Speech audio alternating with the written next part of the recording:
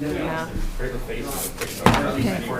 We'll call the Planning Commission meeting to order and make a motion to approve the agenda and the minutes. I'll motion to approve the agenda and minutes as written. Is there a second? I'll second it. Okay.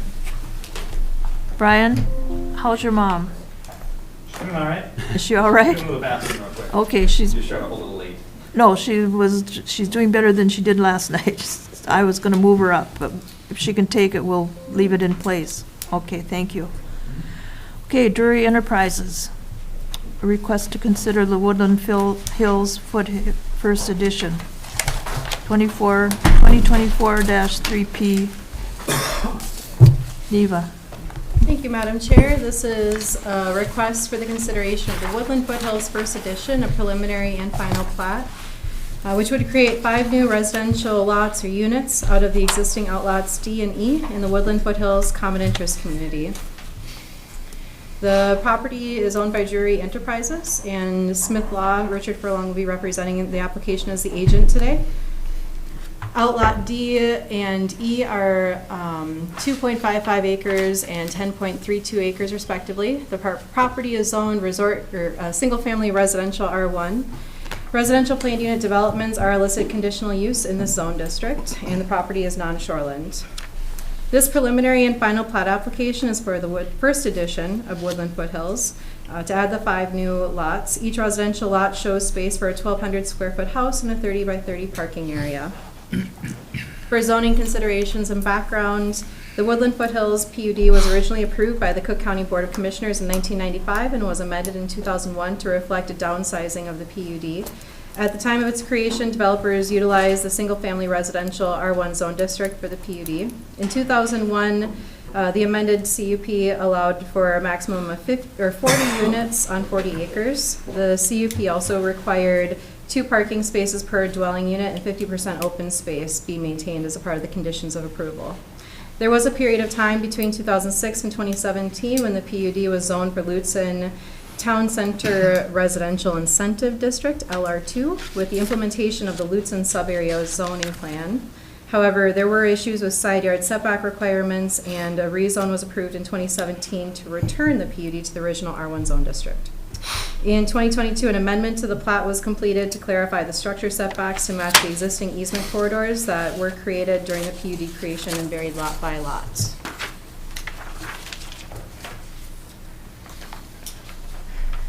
On the map on the screen, that's the proposed first edition, which are currently outlots for the current plats. You can see on page 6 of your packets, if you're following along in there, the original outlots D and E, where those proposed units are planned to be. For site conditions and considerations, there are wetlands on the property. Those are shown on the preliminary plat. Wetland avoidance is being met with the proposed sites. However, it'll be a little tight.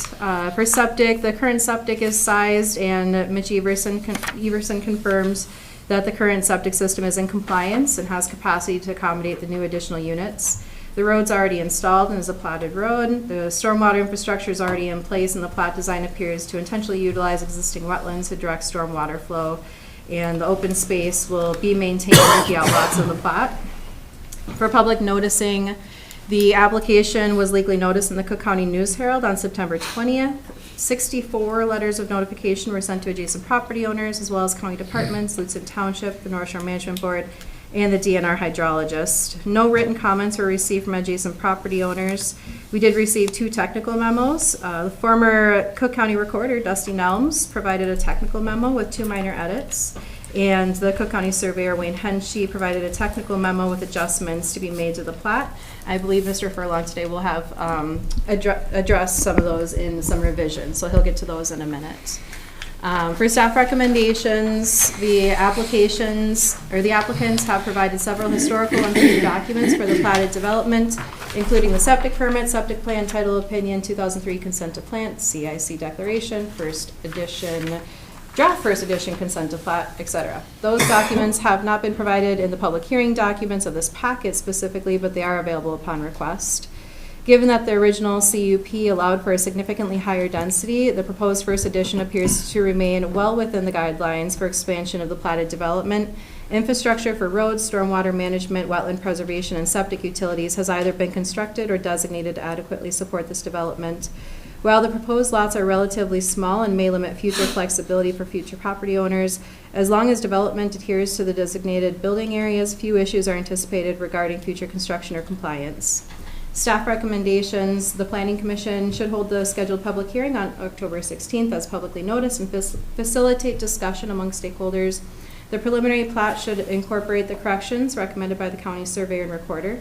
Consideration should be given to tabling the approval of the preliminary and final plats until the recommended corrections and any issues outlined by the surveyor are addressed. That may be changed since some of those might have been addressed already. And per the Cook County subdivision ordinance, the Planning Commission may act on a preliminary plat and final plat at the same meeting, provided the preliminary plat has been heard and tabled at a previous meeting.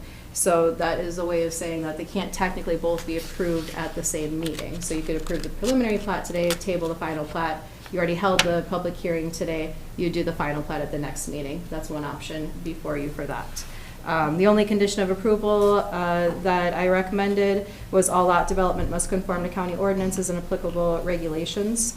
However, that's what I have for you. Thank you. Does anyone want to speak regarding the Woodland Foothills first edition? I can start if that is easiest for everybody. Go ahead. I've got some updated plat or surveys that I'll start with first, just so that everybody can see the changes that were made, and we can walk through Wayne's letter here as well. I apologize, I miscounted how many people were going to be here this afternoon, so I hope you don't mind sharing a couple. That's the final one.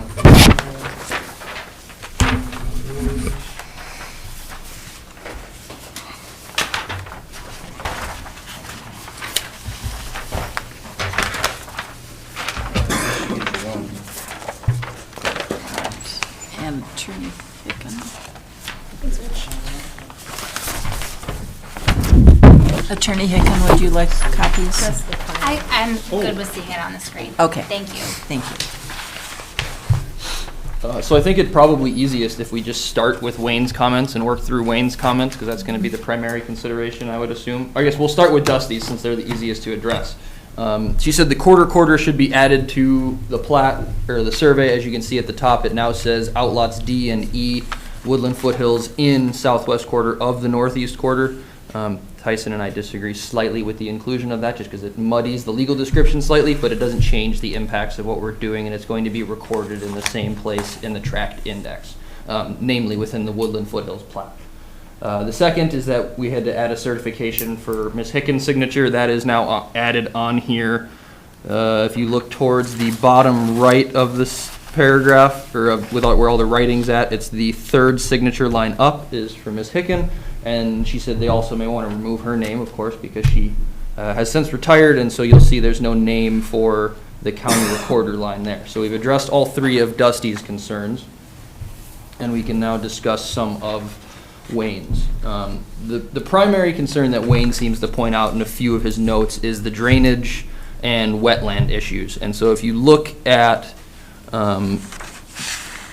the lot with all of the topographical lines on it, you can see that we're working downhill, of course, and that on lots 1 and 2 of block 1, which is the northern 2 lots in the survey there, we have actually added a 30-foot easement to block 1 along the northeasterly portion of the lot. We're also going to add that to block 2. Our surveyor just didn't have time to add that. What that does is I went out on site yesterday to see it for myself and understand it and try to explain it to you more. What it is this is true for lot 6 to the west there, owned by Angelique Homan. There's a large just drain that naturally flows, as Neva touched on a moment ago. And so by placing that 30-foot easement almost exactly along where you can see that ridge running from those topo lines, everything is going to stay below that ridge based on my view of the site. It's probably a 10 or 12-foot ridge, so we'd have to have a significant amount of flooding for it ever to impact any of the build lots.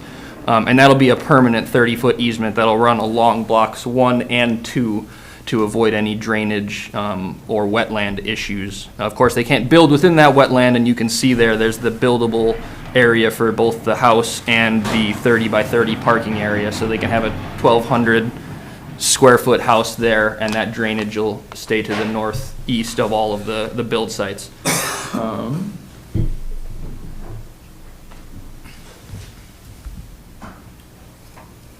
Wayne's second bullet point discussing the original drainage and utility easement that you can see on page 3 of Ms. Maxwell's packet is right within that same wetland area that's going to be matched by the drainage and utility easement that we're adding to lots 1 and 2 to continue the natural flow of that water along the northern and northeasterly portion of those 3 lots.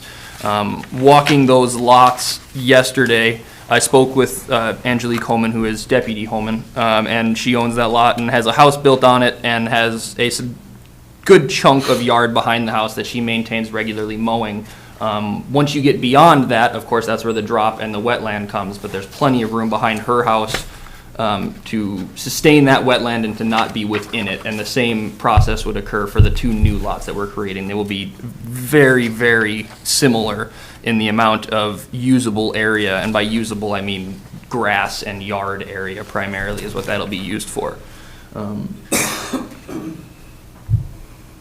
His third bullet point about the drip zones being within the wetland, I guess I'm not exactly sure what impact that may or may not have. As Ms. Maxwell stated, Mitch Everson has already approved the septic in this area, so I assume that means that that's not an issue that needs to be addressed. But if it does, I'm happy to discuss with Mitch how we need to fix that in one way or the other. I don't think you can move that drip zone very easily, but presumably this was established as a drip zone knowing that this wetland was there.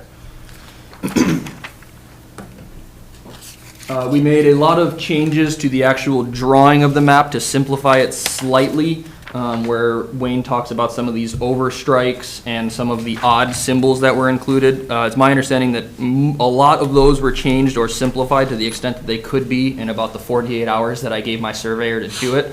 If we still need to clarify some things in Wayne's letter, we're happy to do so. We just didn't have a ton of time to get it done.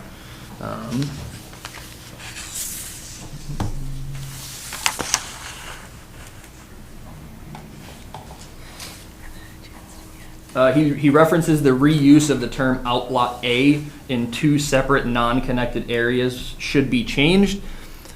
I understand the thought process there because we're going to have 2 different Outlot A's, but they're distinct outlots. One is Outlot A Woodland Foothills. One is Outlot A Woodland Foothills First Edition. They're going to have separate legal descriptions, separate descriptions and locations. And so while colloquially they may be a bit confusing, when you're actually looking at this for any legal work or real estate work, it'll be very clear which one is which. And you can see that here where Outlot A of the original Woodland Foothills is within that island that you see within the turnaround. And then the Outlot A of Woodland Foothills First Edition is the big outlot behind lots 1 and 2 of Block 1. Those contour lines were darkened and added in the heights for each one. And I think those were really the larger primary considerations. Wayne mentions a lot of drafting preferences, and I just didn't think it necessary to address a lot of those drafting preferences. I think that if we need to, I'm happy to do whatever the commission requests, but it seemed a bit of extraneous work in the short time frame that we had to turn this around. So I think that's really everything that I had. Otherwise, as Ms. Maxwell stated, this is going to add 5 new lots to the community, which, as we all know, we're in desperate need of. They're not huge acreage, but they provide that 1,200 square foot, and there's already, I think there's 7 houses built up there, 6 houses built? Are there 10 houses already built? Yeah, so there's 10 houses already built out. on all of these different lots, and we just plan to add 5 more in almost the exact same manner. On my one map, it says Outlot F and Outlot E, and on the other map, it's Outlot A and... Oh, so it looks like he did, so he must have changed it on the final and not on the, Okay. so he changed it on one of them and not on the other. I will be sure to note that. Do you have a pen? and we'll get that changed. Thank you for noticing that. Okay. Thank you. All right, does anyone else have something they'd like to add to this hearing on Woodland Foothills First Edition? Come up and state your name and address.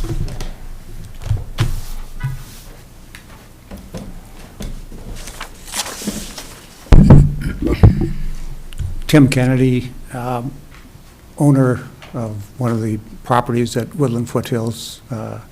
This has been a project that's been in development for a long time, and I was involved way before owning property at Woodland Foothills, and thought that what was being done out there was really an important thing. It was addressing the issues of affordable housing over 20 years ago that we're still confronted with today.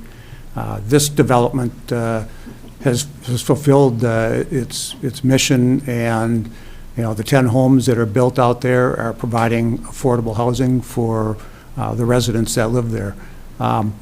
This additional 5 lots will continue the effort to utilize the lands that are there and the infrastructure that's available to continue to provide more affordable housing opportunities that we all know are necessary and needed in the county. So with that, I'm going to say, as a property owner there for over 10 years, and as somebody that's concerned about the affordability of housing and the opportunities that we have here, I support this request. Thank you. Anyone else wish to speak?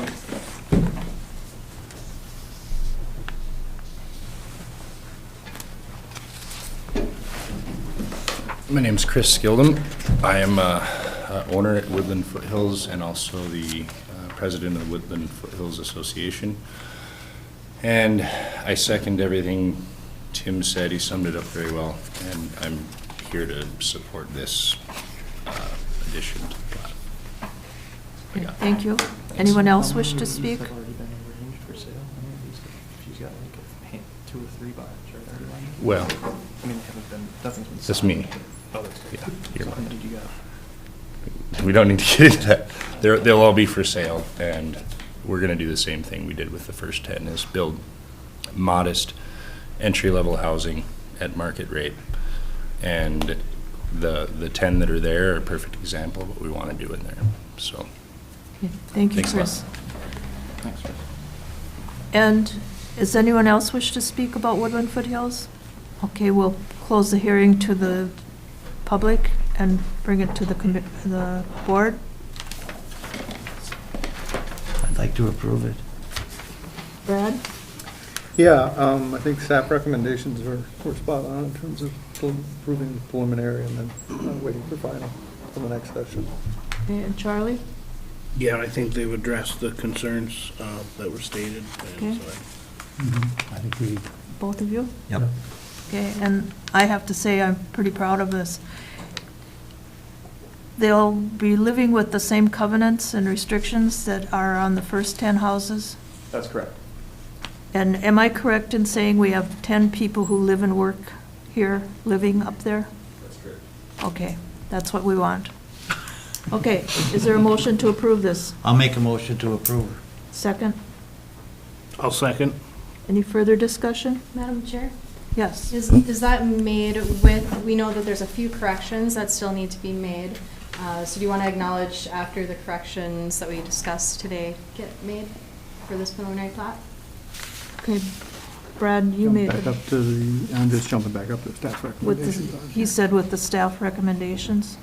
I wasn't aware at that point. When I wrote my recommendations, I was just compliance with everything, essentially. So I just wanted to be clear that the preliminary plat that you're recommending approval for will be the version of the preliminary plat that they brought forward, but still needs a couple more modifications. Yeah, the labeling of the outlots there that you noticed, Madam Chair, and then is, I think, like I said, we're gonna add that easement to Lot 2 there as well, so that's gonna be a slight change.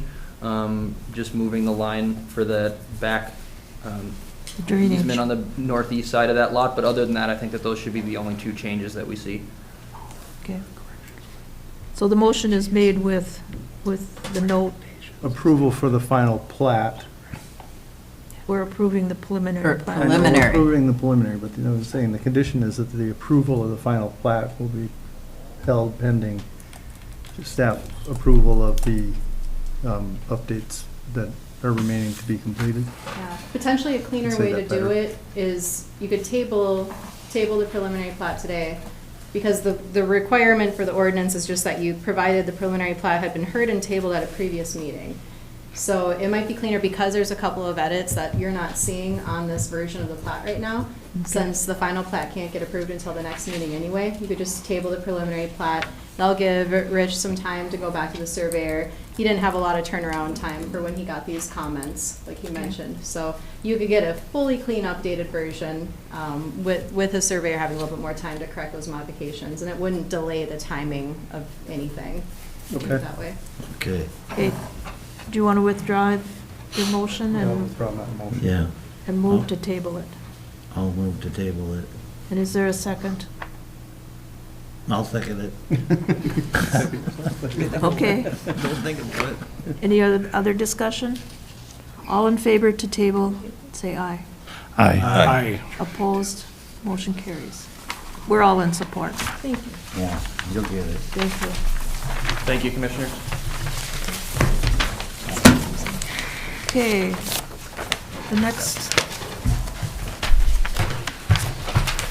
request is Deborah Mark and David Trueheart, 2024-2RZ. Neva. Thank you, Madam Chair. This is a request to rezone approximately 2.4 acres from Resort Commercial Residential, RCR, to Lakeshore Residential and Forest Agriculture Residential, FAR3, at 12208 Gunflint Trail. The parcel is owned by Deborah Mark and David Trueheart, and Richard Furlong of Smith Law will be the agent representing the application. The whole parcel is approximately 16.5 acres. Approximately 2.4 acres of that 16.5 is what's proposed to be rezoned. The parcel is on Seagull Lake, and Seagull Lake is a recreational development lake. The zoning requirements are the RCR zone district has a 5-acre minimum lot size requirement, and the Lakeshore Residential / FAR3 zone district proposed would apply a 1-acre lot size and 150-foot lot width minimum requirements. The applicant requests to rezone a portion of Seagull Outfitters property on Seagull Lake from Resort Commercial Residential to Lakeshore Residential and FAR3. The zone change extends the existing residential zoning along the lake approximately 150 feet north and allows the owners to create a conforming LSR FAR3 residential parcel through an administrative subdivision. On the bottom of page 25 of your packet is the proposed area to be rezoned and eventually subdivided. Note this parcel A, the 2.4 acres on that site plan, is not a current parcel today. For background, the proposed area to be rezoned is primarily used for residential use for the business owners and includes a main house, the red house, and a garage with living space. The main house and garage are currently identified in county tax records as homestead house and residential garage. The property owners inquired with the county in January 2024 to explore different subdivision options. During this time, it was determined that the creation of the proposed 2.4 acre parcel could not be achieved administratively due to the existing RCR zone district requirements. You have an aerial photo on page 26 of your packets, and on that aerial photo, photo B, the light blue line indicates the proposed south 150 feet of the parcel on the west side of Seagull Lake to be rezoned and eventually subdivided from the whole property. And that's another version on the map up ahead. Again, I'm just trying to be very specific that it's not the whole RCR parcel to be rezoned, it's just the south 150 feet on the west side of Seagull Lake. So the LSR zone district is that dark blue that you'll see in the photo on the top left. So that blue Lakeshore Residential would shift north where it's currently pink for the first 300 feet from the lake. And then everything beyond 300 feet from the lake for the parcel remaining would be FAR3 with this proposal. Here's the countywide zoning map just to show the subject property relative to Cook County as a whole. So up at the tip of the trail. And then here's a little bit more of a locality zoning map. So our RCR zone districts are typically located where outfitters are located. So they are kind of zoned where those uses have been historically and currently. For the Lake County Land Use Guide Plan, going through that plan to identify what it says about rezones, it kind of identifies it a little bit in two locations. So general land use goal says to have an inventory of land suitable and appropriately located for the anticipated types of land uses compatible with natural resources and proximity to existing infrastructure, and to protect non-compatible land uses from one another. These policies include rezoning of land must consider the existing quantity of land available at the appropriate locations and at the time for a given purpose. And number 12, review of conditional uses and rezonings must evaluate impacts on, but not limited to, relationship to land use plan, benefit to the overall community, adjacent land use, air and water quality, traffic generation, public safety and health, area aesthetics, and economic impact on the area. The residential goal is to provide a range of residential options with respect to cost, density of development, and locations within the county. And there's several different policies in there that I've included for your consideration. The number 35 says areas designated primarily for residential uses should be located so as to be free of any detrimental effects from commercial or industrial uses. When comparing the two zone districts, the kind of zoning considerations here, there's not a ton. This is essentially a change in the boundary between existing zone districts, which appears to be non-problematic as the property seems to be well suited for the purposes of Lakeshore Residential Zone District. I included a chart in your packets that kind of outlined the differences. That's a yucky slide, I know. So the existing resort commercial residential district, the principal purpose of it is to provide for the specific commercial activity of resorts, lodges, and outfitters. Residential uses and limited service-oriented commercial uses are also allowed. So as to say that that's already allowing residential use. And then the proposed Lakeshore Residential District, principal purpose is to provide for residential uses on certain first-tier lakeshore on specific lakes and rivers. And single-family dwellings are permitted use in that zone district. And then on page 31 of your packets, the second half of that table, essentially, that's where that minimum lot area comes into effect. So the 5 acre is a minimum lot area for RCR, and so 1 acre minimum lot area for the proposed change here. Most significantly, it's the water frontage. So the 150 feet would be the new effective lot width requirement if this zone change took effect. For public noticing, the application was legally noticed in the Cook County News Herald on September 20th. 44 letters of notification were sent to adjacent property owners as well as county departments and the DNR hydrologist. No written comments were received in land services. For staff recommendation for consideration, the Cook County zoning map reflects the county's development patterns aligned with the goals and policies of the county's land use guide plan. The proposed zoning map adjustment represents a minor modification to the boundaries of existing zone districts in the area. Since the current use of the rezone area is residential, it will align well with the proposed zoning change and not be problematic with surrounding land uses. Additionally, the remaining portion of Seagull Resort will continue to be a conforming parcel with the remaining RCR zone district. And as a reminder, so this is different from what a lot of actions that the Planning Commission sees. So this is a formal request to change the zoning map. So it's different than a conditional use where we're just changing something with that specific property. This is actually a change to the zoning map, which is equal to a change to the zoning ordinance itself, as far as when we talk about the level of changes that we're doing here. So I included some of the information because it's been a little while since we've had a zoning map request here before this board. The criteria for zone map amendments is starting on page 32 of the packet. So I believe there's 5 criteria. So the first is the proposed zoning consistent with the comprehensive plan or land use plan adopted by the county if existing. And these are proposed staff's findings that can be amended or changed as your discussion allows. The proposed staff finding is the change from RCR to LSR FAR3 is consistent with existing zoning patterns in the area. The second criteria, has a mistake been made in the original zoning, which was inconsistent with the comprehensive or land use plan, which should now be corrected along with the zoning, or have substantial changes occurred in the community since the adoption of the comprehensive or land use plan, which should result in the plan and the zoning be amended. This was not a mistake to the original zoning, is the staff's finding. Number C, item C, does there exist a clear public need for the benefit from additional zoning of the type proposed, which shall be above and beyond any benefit or convenience to the landowner? Staff's finding, there's a community need for residential development and the zone change will allow that use. Item D, beyond a public need being evident, is there a showing that the public interest would be best served by rezoning the property in question rather than other property in the community?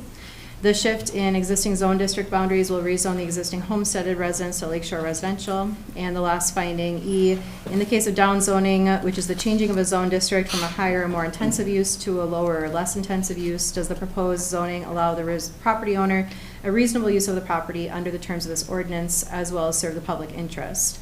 The rezone will allow the property owner to subdivide their currently homesteaded portion of their property into a separate parcel and be separated from the existing resort property. Thank you. Does anyone else from the public wish to speak on this request? I can just make a few small comments. As it sits, the lots owned by Deb Mark and David Trueheart are two separate lots that are both zoned resort commercial right now. They have two different certificates of title. One is 4.8 acres, which unfortunately is just shy of the 5 we needed to rezone or to separate them.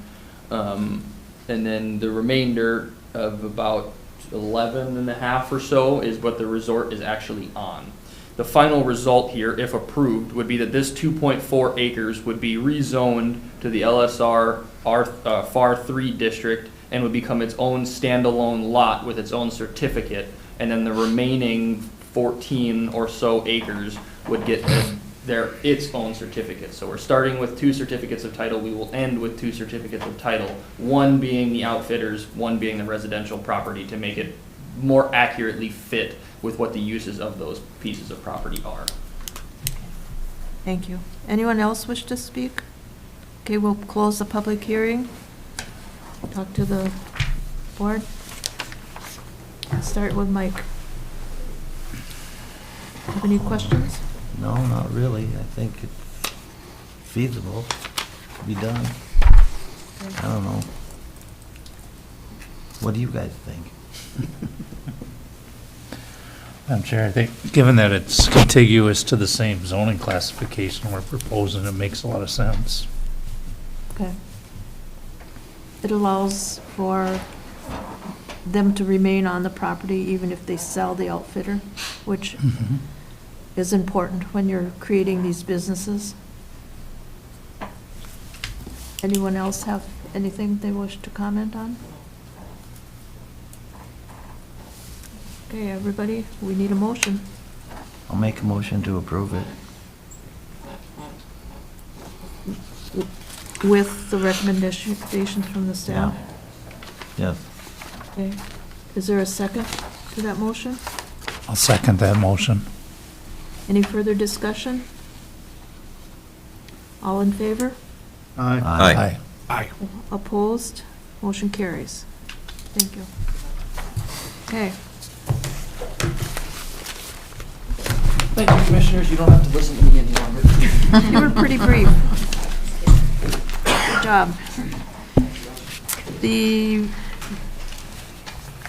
Mary Van Dorn and Brian Van Dorn requests for a rezone of 30 acres, 2024-3 RZ Van Dorn.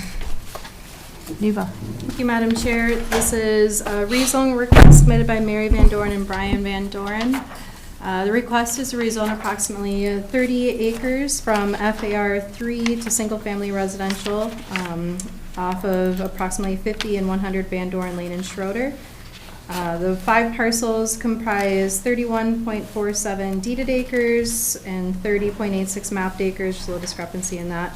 The parcels are currently zoned FAR 3. The existing FAR 3 zone district has a 5-acre minimum lot size requirement, and the proposed single-family residential R1 zone district has a 2-acre minimum lot size requirement.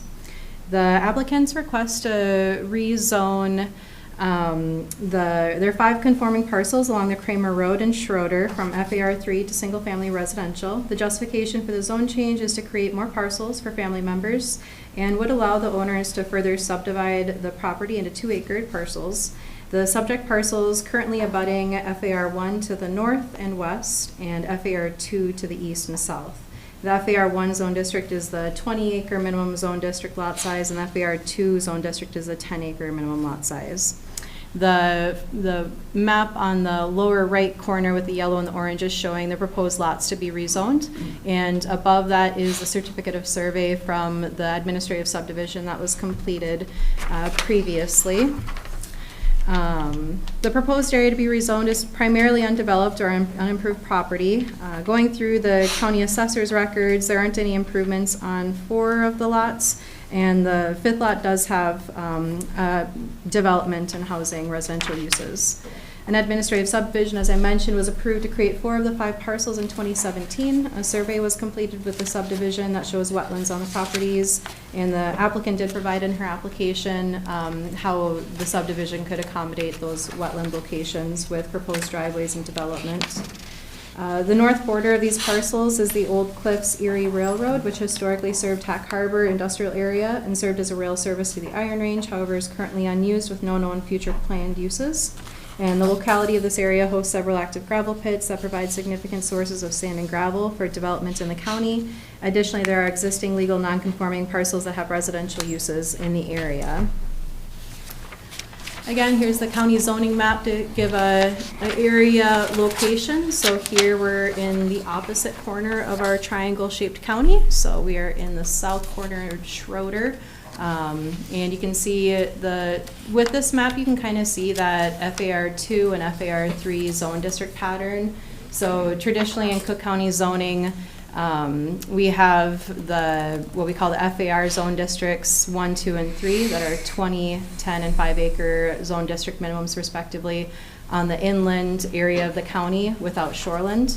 So those follow the road. So if you were to put a road map over our zoning map, you'd often see roads where you see those orange and yellow FAR 2 and 3 zone districts. And then the FAR 1 is the area that's not touching any roads pretty much. Here's the Kramer Road close-up. So you can see Dyer's Lake as the little blue blob up there, just south of Kramer Road. So these properties are just located northwest of Kramer Road. And Kramer Lake has Lakeshore Residential, so that would probably be the nearest smaller residential lot size parcels near this property. So Lakeshore Residential is a zone district traditionally that's on lake frontage on the inland lakes. And so that's the dark blue there. Here's a map that shows kind of the land uses of this area. I didn't point out specifically the residential uses. This is specifically calling out where the gravel pit, either the active or the permitted pits, have been located in this area. So again, you can kind of reference Dyer's Lake there, and then the subject properties are sort of highlighted yellow. And then anything that's orange is either an active gravel pit or something that's been issued a conditional use permit and hasn't yet become a gravel pit in this location. For zoning considerations, the property is in Schroeder Township, which does have a sub-area plan, which I did include in your packets, the whole sub-area Schroeder plan. The sub-area plan includes the following. Schroeder recognizes its unique sense of place on the North Shore and seeks to create a functional blend of residential and businesses uses while maintaining and complementing the scenic character of the area. And then specifically to this area of the Schroeder Town Plan, Kramer Road lists current conditions when the plan was adopted and updated. It states, as the Kramer Road continues away from Highway 61, there is an area with current and historical uses, including gravel pits, landfills, a bioremediation site, a heavy industrial fly ash disposal site, and a former county garage site buffered from residential areas by 40 acres owned by the state of Minnesota. And as the Kramer Road continues past, Sugarloaf Road. So, and then the 2025 conditions, what the desired development goals list out is wanting some areas for residential development. They specifically called out the Minnesota Power properties. And I think that's, and wanting the Kramer Road upgraded for better travel.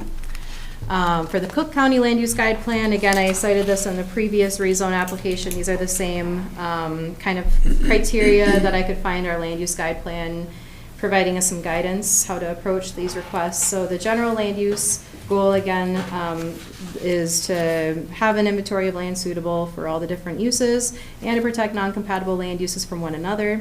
The policy is specific to rezoning. Number 5, rezoning of land must consider the existing quantity of land available at the appropriate locations and at the time for the given purpose. And number 12, review of conditional uses and rezonings must evaluate impacts on, but not limited to, relationship to land use plan, benefit to the overall community, adjacent use, air and water quality, traffic generation, public safety and health, area aesthetics, and economic impact on the area.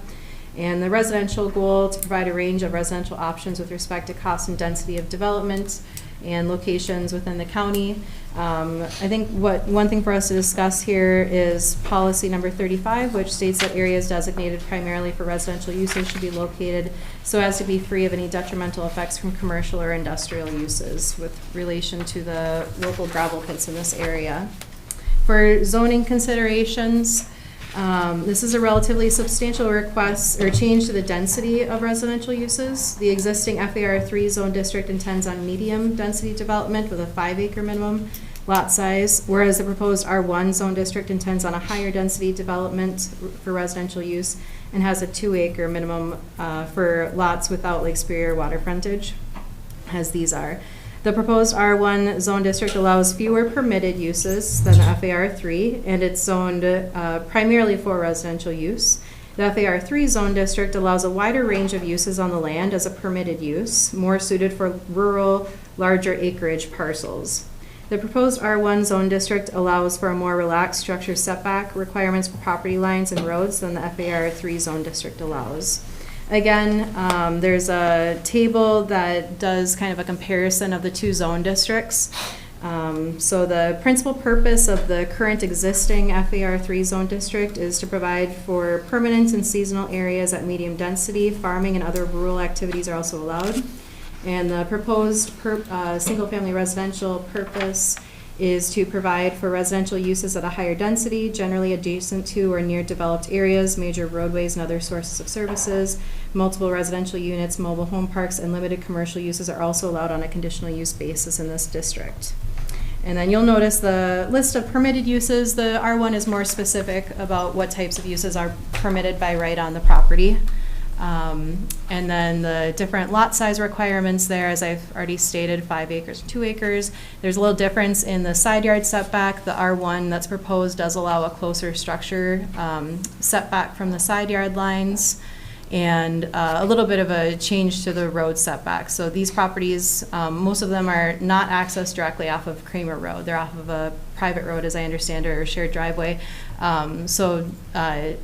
Yeah, just that's why that's bolded there. So for public comments and technical memos, I did receive one written comment from Bruce Martinson in support of the rezone request, citing support for the suitability of the landscape for development. And the application was noticed in the Cook County News Herald on September 20th. 14 letters of notification were sent to adjacent property owners as well as county departments, Schroeder Township, and the DNR hydrologist. Staff recommendations for consideration. The Cook County zoning map outlines the development pattern across the county in alignment with the goals and policies of the Cook County Land Use Guide Plan and the local Schroeder Township Sub-Area Plan. Higher residential densities, such as the single-family residential district and the Lakeshore Residential District, are typically zoned along the Highway 61 or North Shore Corridor and the Lake Shoreland areas, respectively. In contrast, non-shoreland inland areas of the county are intentionally zoned for lower residential density with larger minimum lot sizes, 5, 10, and 20 acres. Generally, the 5 or 10 acre lots are found along road frontages, while more distant land is zoned FAR1, the 20 acre minimum. These zone districts also permit more uses typical of rural Cook County, which would not be permitted in the higher residential density zone districts. The single-family R1 zone district is currently confined to the Highway 61 North Shore Corridor and it's not designated for inland areas like this. As such, the proposed zoning change is inconsistent with the overall zoning framework of Cook County as it is today. Additionally, this area hosts several active gravel pit operations due to the existing aggregate resources. Higher density residential development near gravel pits is typically incompatible. In 2023, a gravel pit was proposed immediately adjacent to these properties, which prompted strong opposition from local residents. Increasing residential density in close proximity to known aggregate pits and travel routes may cause adverse issues and create conflicting land uses. Given the scarcity of gravel and sand resources in Cook County, gravel pits can only be situated where these materials naturally occur. While there is significant demand for housing to support local families, and the applicant presents this rezone as a solution to that need, it's important to note that this request represents a broader change to the zoning map, impacting property rights, land uses, and development standards. With only 9% of Cook County under private ownership, it is understandable to consider revisiting the zoning map to address its limitations. However, approving a spot rezoning like this for rural area to R1 without broader consideration of existing land uses and resource needs may not fully account for long-term impacts. The key issues for the Planning Commission and Board of Commissioners to consider, the first from staff's perspective is an inconsistency with the county zoning map. So this rezoning would introduce a higher density residential zone in a medium density rural area. It doesn't correct a mistake in the zoning map, but instead creates a new inconsistency. If this rezone is approved, staff would like to know how the county would view other requests to rezone low density lots to higher density to provide guidance for similar requests in the future. And then number two, incompatibility with existing land uses. The current land uses in this area do not support higher density residential development with regard to the current aggregate operations in this area. Rezoning to R1 would intensify this incompatibility, allowing denser housing and structures closer to roads, property lines than permitted under FAR 3. Recent public hearings regarding nearby gravel pits raised concerns from residents about truck traffic, noise, dust, and safety. These issues are likely to worsen with increased residential density. The Cook County zoning map and zoning ordinance are guided by the priorities set in the Cook County Land Use Guide Plan and local township sub-area plan. The Schroeder sub-area plan was last updated in 2016, or the Cook County Land Use Guide Plan, rather, in 2016. If the community desires higher density zoning in inland areas, a comprehensive update to the township and county planning documents would be a more appropriate approach. Spot zoning R1 districts within FAR 3 or 2 corridors is not a best practice from a planning perspective. Staff recommends exploring alternative solutions to address these concerns. For potential alternative solutions, rezoning is a significant request that's equivalent to amending the Cook County zoning ordinance. Staff invites discussion on lesser options that may provide relief to the applicant without such a substantial change. Alternatives could include a variance to create substandard lots or conditional use permits to allow additional dwellings, both of which would allow for a more tailored approach that considers local compatibility. The Schroeder sub-area plan lays out goals for development through 2025. Staff encourages the township to explore an update to the sub-area plan and for the county as a whole to review the land use guide plan and explore alternative solutions to alleviate the stress on residential development in the county. Thank you. Is there anyone from the public that wishes to speak?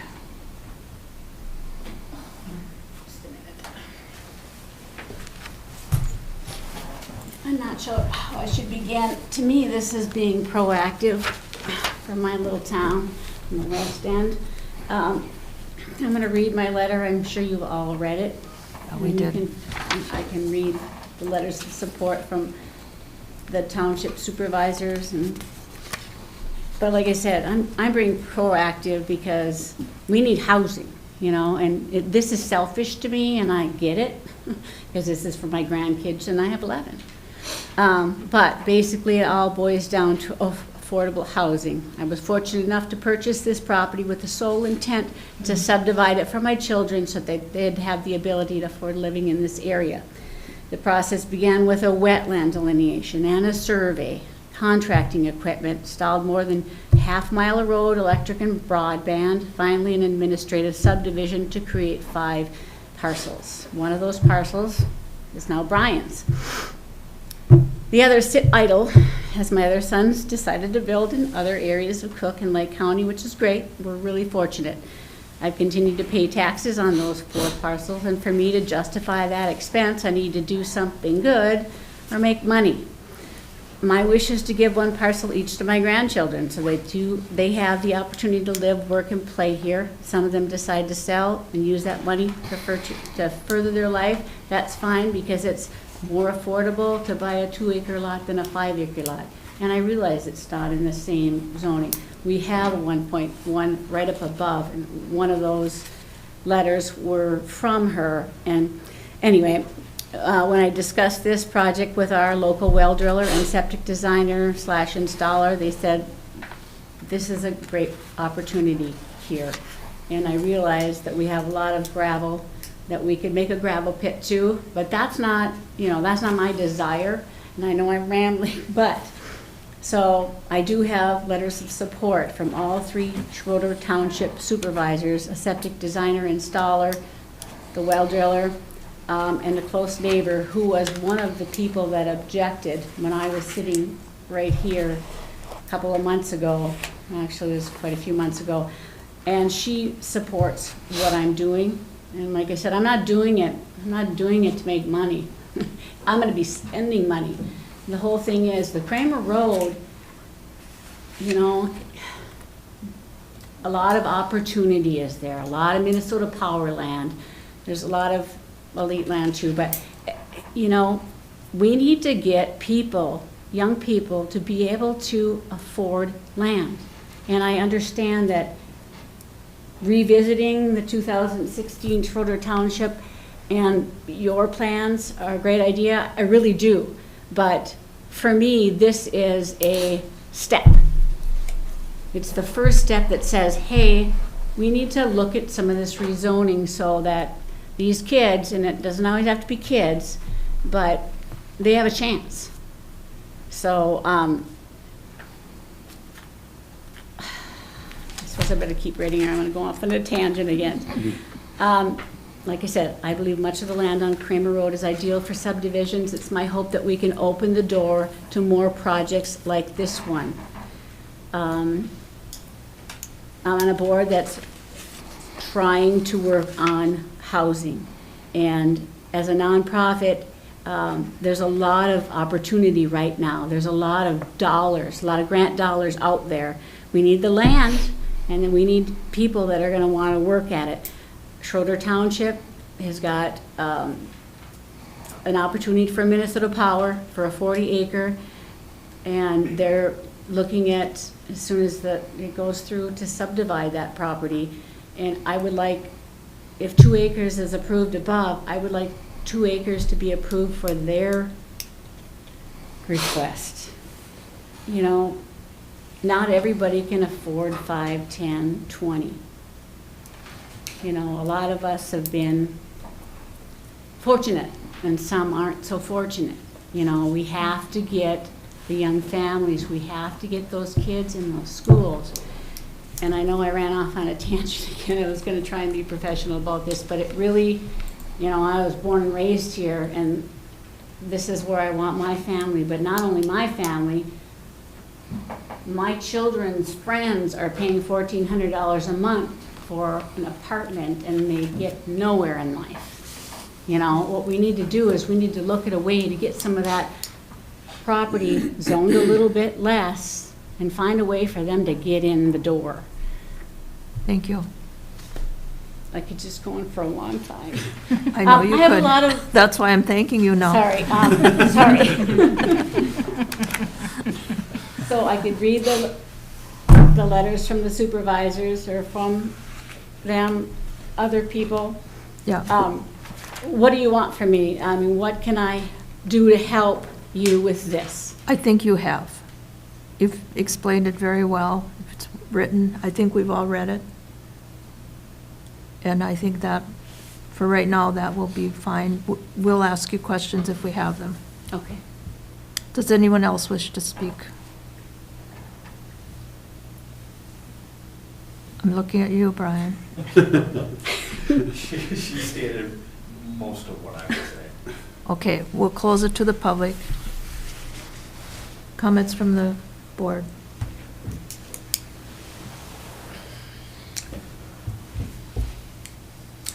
I feel like, I read in the comments, from the, I think it was from you, Ms. Maxwell, that an alternative here is for a variance request.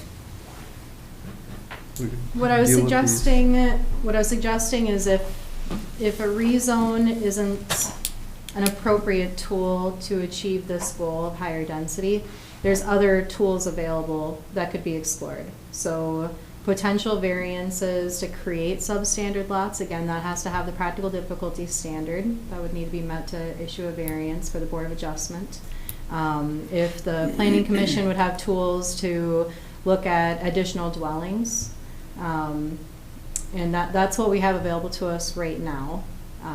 We talk about housing in our office all the time, and I've got aspirations to have other tools available in the future, but that's at this point in time what we have that I could think of. Yeah, we've discussed it here a couple of times, and I know everybody's in support of helping out in that area. It's just sort of how are we doing this programmatically, in the sense of saying that it's about being consistent so that we can be fair to everybody who shows up with a request, right? So when we start stepping outside of the realm and going into it, then we get into, planning is starting to make things up. So, Okay. Charlie, do you have comments? I don't at the moment. Jeff, Paul? Okay, I kind of agree with Brad a little bit about the drawbacks on spot zoning. Does it open up more requests for that rather than looking at the bigger picture as we look at a comp plan adjustment and revision? Because I mean, part of it is we currently have 5 buildable lots there.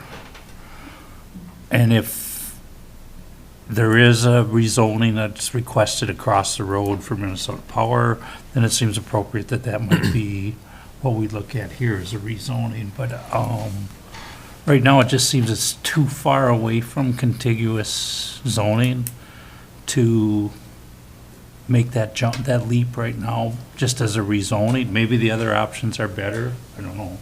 But it seems the rezoning is a little bit a step taken too far at this point.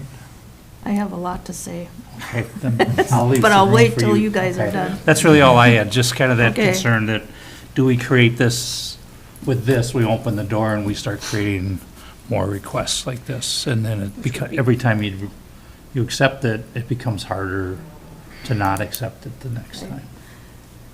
I think what the plan, the land use plan was done in 2016 when Taconite Harbor was still functioning. That place has closed down, they're tearing it down. No one knows what's happening there. I took the zoning map and I followed up the road, and there's nowhere for Schroeder to have any housing unless Minnesota Power decides to transfer title to a 40, and then then we're at the mercy of Minnesota Power. Right now, you said there were 93% in private ownership. Around Schroeder, there's maybe 2-3% that's available to develop. So unless we start looking at Schroeder and finding ways to create places for people to live, it's just gonna shrivel out and die out there. They've made a lot of progress, but housing is part of it. And there's nowhere for people in Schroeder to go, because every parcel is taken up. And then we just heard from the Mink Ranch project, or the Woodland Foothills. That was a 40 in the middle of the forest, had to get rezoned to R1, which it did. Then it got developed as an open space subdivision, where you do put your houses around a circle, common septic, common well. And now they're expanding by 50%. I think I would like this planning commission maybe to ask Schroeder to rezone, ask for more rezoning, and maybe get Minnesota Power involved, and make some housing so that we can grow and have workers to do our jobs. Mary? And be proactive, because that's what we should be about, right? I mean, Well, the Woodland Foothills has been trying for 20 years, and finally it's fully built out. And part of that is Chris Gildem took the bull by the horns and actually built it. but we need that in Schroeder. I know. I'd like to see it all the way up to the Well, and Sugarloaf. Tofty's maybe got a shot All the way at to it with Sugarloaf. some of their housing, but they're gonna be 300,000 plus. Tim?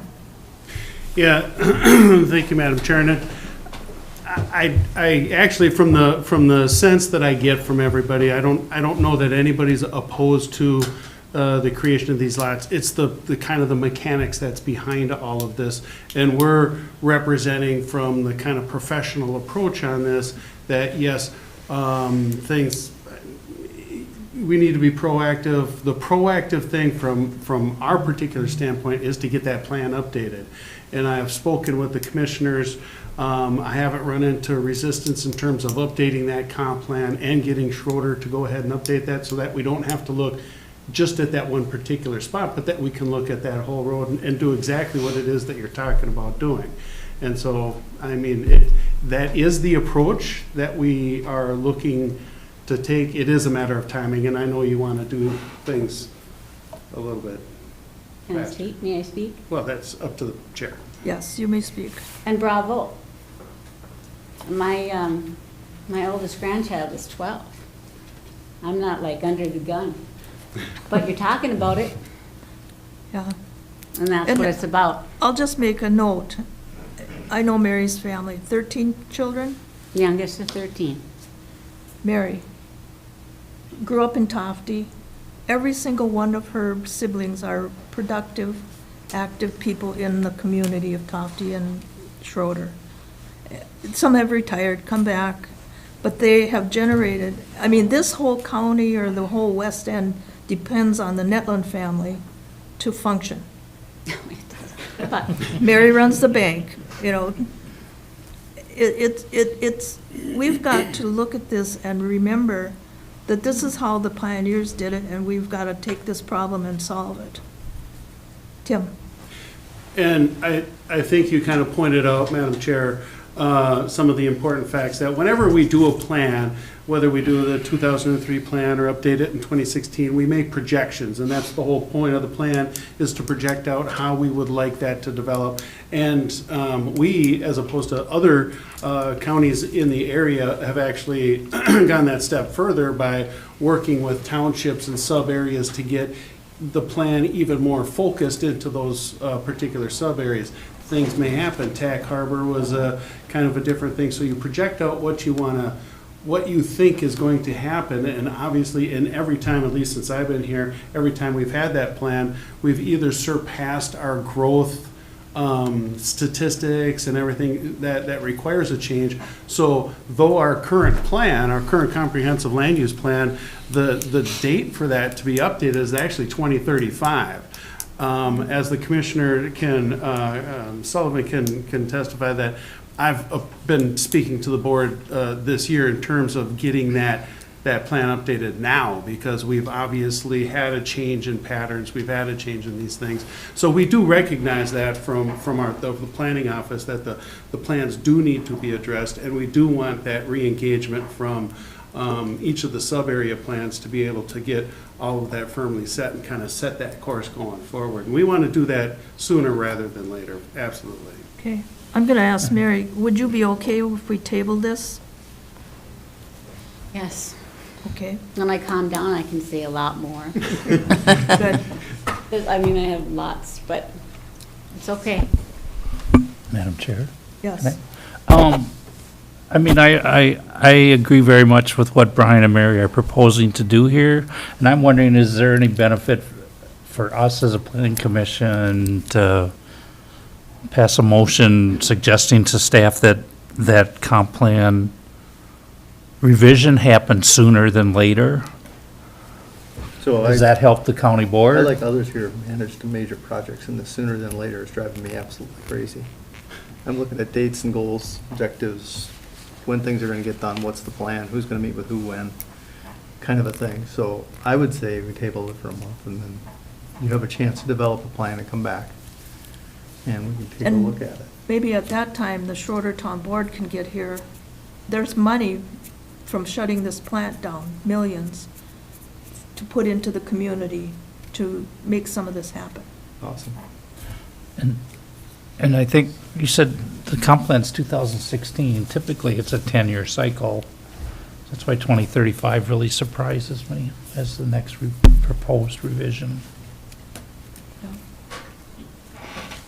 So, Well, we've had a lot of significant changes, you know, the whole work from home phenomena and how that's impacted everybody. well, just the plant closing, that was Yeah, in business in 2016. And I don't think it was anticipated, it was closed. Now it's gone. Mhm. There was a whole town site there that is gone, Right. so, okay. Is there a motion to table this? I'll make a motion to table it. Is there a second? I'll second. Any further discussion? All in favor? Aye. Aye. Opposed? Motion carries. Okay, thank you. And we'll move on to the Tower Fund.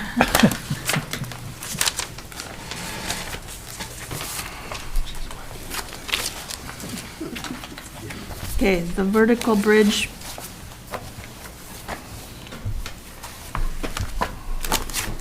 Two 2024-8 CUP. Neva.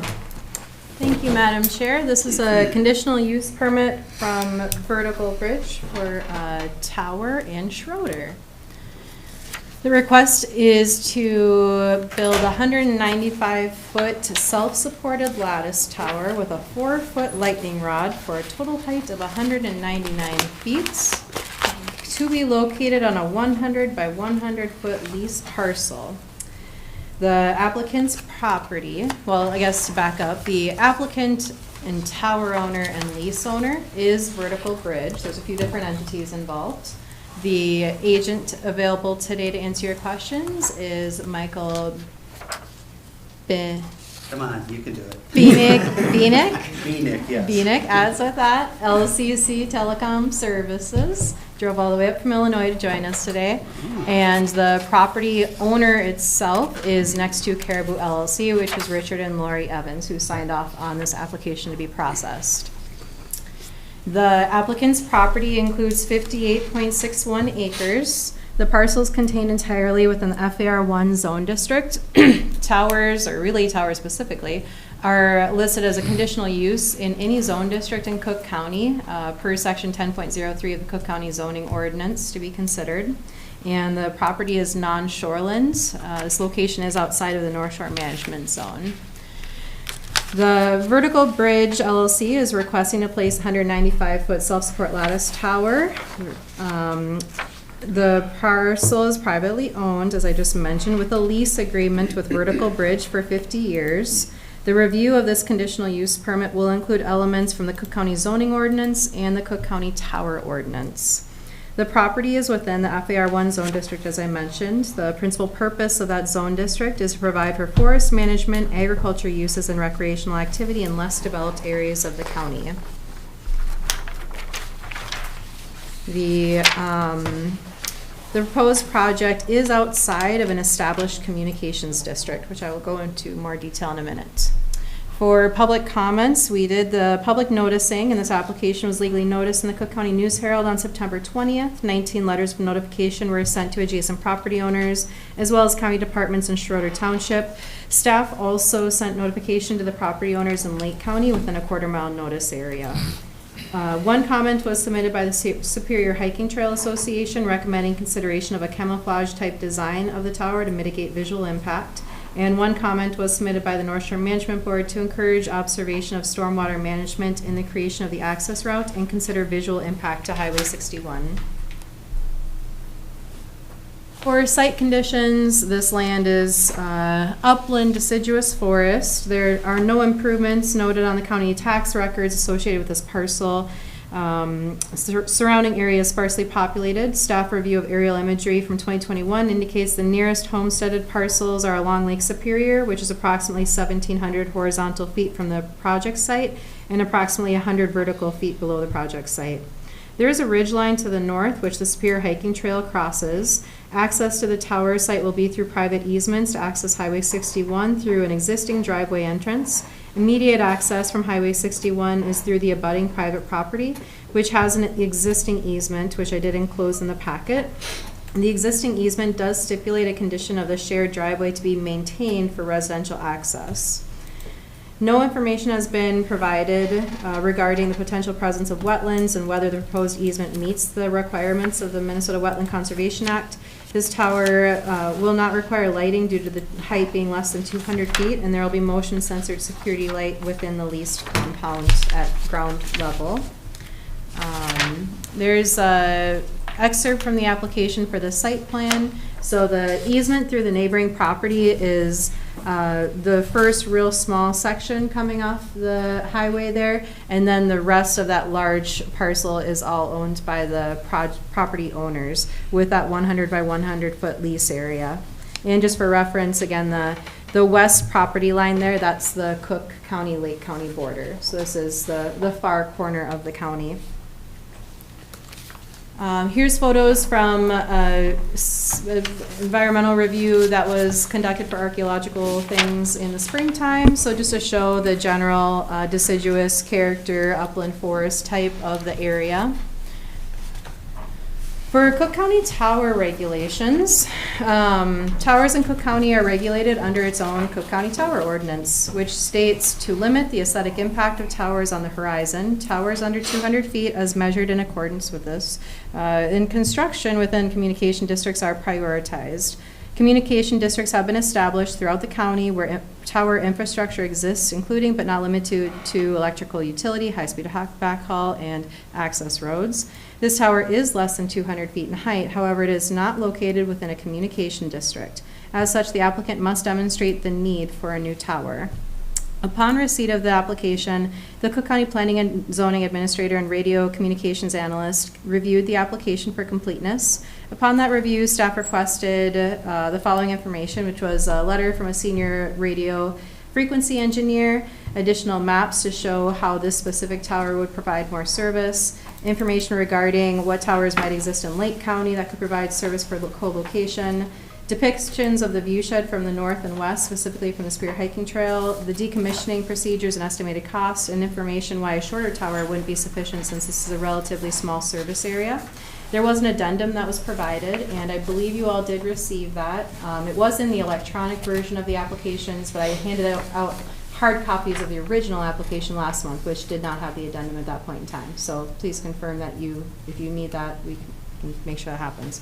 But I think everybody's got it. So moving on, here's a ownership map for the area. So we were just talking about Schroeder Township. This is that corner of the county. So the proposed tower is like the little purple blob down in the corner there. The white is all the private ownership, so there is a big chunk of private ownership in Schroeder Township in this specific location. The yellow is state ownership, which does not show up very well on this map. There's a little blob in the middle of the white blob, and then the green is federal ownership. So what I tried to do was put this into perspective. So this is what the single proposed tower would increase service coverage as. So we've got a series of these types of maps, and so you'll see kind of a shaded box in there, and hopefully that will get more prominent. So this is to put the map you earlier saw for Schroeder Township into more perspective. So the service area won't be going up to Kramer Road or Dyers Lake. It stays pretty much on the lake side of that ridge line because the way that physics and radio waves work, they can't get over the ridge line. So just for anybody who's wondering why that specific location. So typically these towers would, if they're on flat grounds, they would spread out in a big old circle. And so here we're focusing, this tower is proposed to provide service primarily to the Highway 61 corridor, a relatively small number of private property owners in Cook County, and Lake Superior gets a lot of service coverage for the Fisher people. And so here's just a map of that topography to show that type of relief that we have up here. You can kind of see that ridge line. This is not the scale to the map you just saw. You can kind of see some stuff, but it's not really worth it. It's just very pretty. Thank you. I thought it was nice. So here I tried to put that relief photo relatively scaled to the tower photo. So again, this is just really to try to visually explain and demonstrate that this tower is going to be pretty limited in the service coverage location because of the proposed location and the elevation that it's proposed to be at. Our radio communication analyst is here today, and he has additional things he could explain to you. He did kind of a line of sight analysis just to kind of correlate, like the nearest tower in Cook County that's near this is on Kramer Road. It's defunct. It's not really a good option, but in this map you can see that straight line on the bottom graph. It goes through land, so obviously that won't work. So that's why that Kramer Road is not a good option. The top map is the proposed tower, and Jay might want to take this opportunity to elaborate some more from his analysis. Thank you. And then I'll pick up zoning after you're done. All right. Madam Chair, members of the commission. Over by the microphone might be helpful. It's all public, so we need to record it. Okay. I talk loud enough most of the time. Okay, so as the radio communications analyst, my responsibility is to uphold the tower ordinance for the county, and I work with NEVA to do that. So, like NEVA said previously, the objective of our ordinance is to balance the communications tower visual impact and environmental impact with the service that can be received from them. So historically, what has been done across the county is it's tried to be a maximum service for minimum infrastructure kind of concept. And when she showed you that slide that had the locations of the tower districts, those were not just willy-nilly thrown on there. Those were done in conjunction with the state, with the development of the ARMOR system, the statewide radio system, because those were the places we could get the biggest bang for our buck for coverage. And so in the writing of the ordinance was written, yeah, there they are. There's one also that's up in Grand Portage, but since the county doesn't own that land, it doesn't show up as a communications district because we can't tell them what to do with their property. Nor do we want to. So, where was I at? Okay, so the ordinance was written with that in mind, with it in mind that the intent of construction would be to get the greatest amount of coverage out with the minimum amount of infrastructure. So the request that Vertical Bridge brought up is a little bit of an odd duck, because it's coming out here saying our service area is this. And if you slide forward on the slides, the service area that they're talking about right along the highway, that's what they declared was their service area. And so they're not trying to do something greater than that. And it points out maybe a bit of an incompatibility with the ordinance, in that the ordinance doesn't really say that we can't do that. Like that's not grounds for the construction of a tower. But that location is really interesting to me, because as I was doing the line of sight drawings to figure out, well, what's the nearest tower? Other than the tower up on Kramer Road, which is owned by Elite Energy, which is defunct, the nearest one is located in Tofty. And that one is not a great option for this section of coverage either. What I did discover, though, when I was looking across, is that this whole chunk is privately owned land, and on the ridge there are many options for other properties that would give significantly better coverage. And that, of course, that's not my place to say whether or not the application is good or bad. That's your guys' place for saying what the purpose, or like what's the greatest use of this, and whether this fits the surrounding land use and such. But it was interesting to me that this was very limited. Like it was a chosen property that was limiting the potential coverage. Now, I totally understand utilities and backhaul and all of those sorts of things have to go into the consideration of a location. Having it closer to the highway means it's less expensive to get those things there. So that's another thing to keep in mind.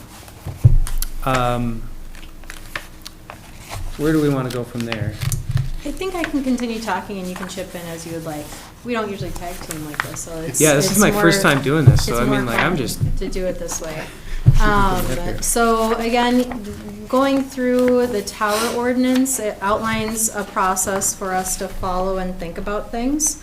And again, the kind of red language in there is giving you the discretion. The board may evaluate each of these criteria on a site-by-site basis with varying levels of preference in determining how the purpose and intents of this ordinance are best served. So when this was written, it really was giving deference to understanding site-specific needs for the community and to be thoughtful and flexible towards that.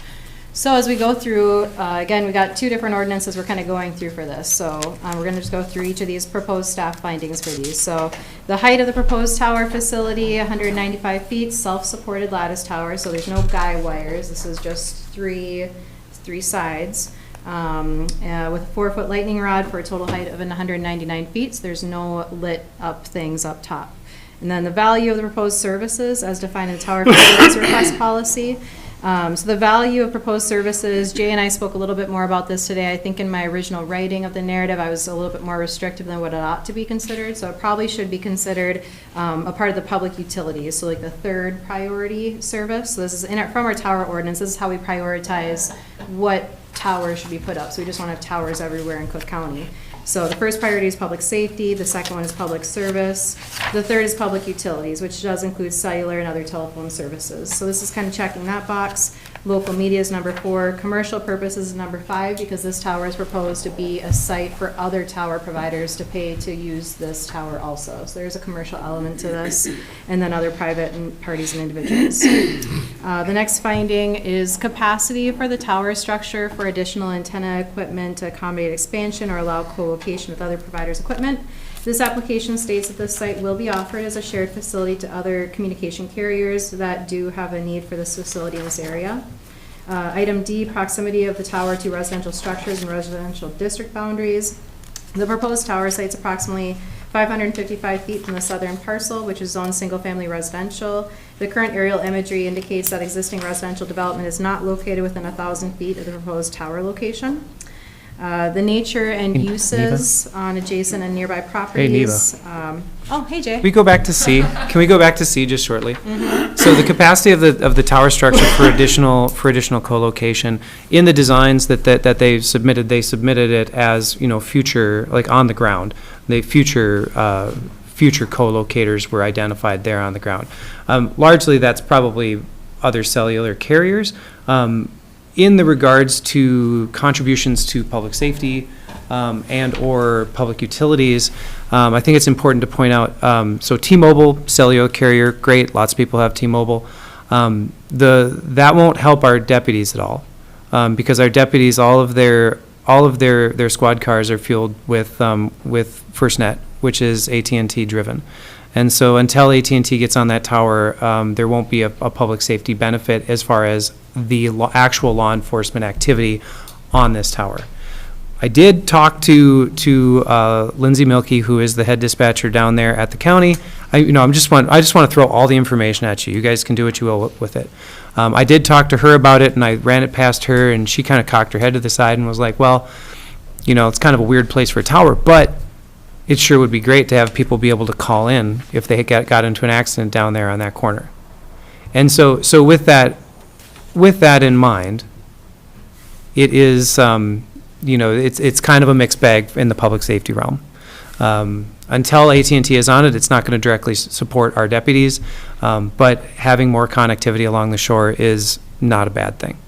So that's kind of the pros and cons as far as public safety is concerned, and as far as co-location is concerned.